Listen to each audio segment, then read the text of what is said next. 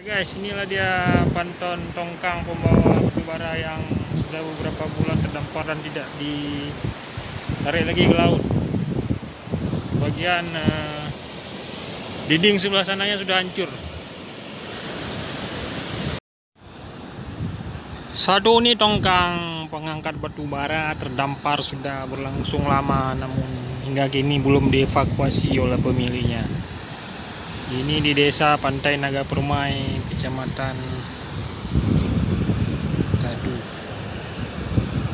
kecamatan Kuala Negara Raya.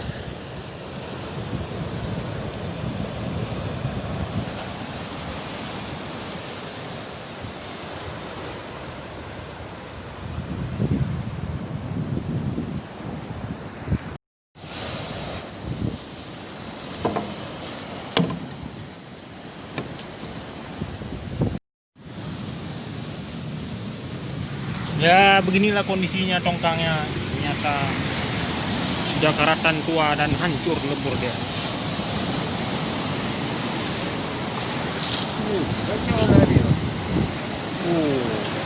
Hamparan. Hancur tidak? Tidak.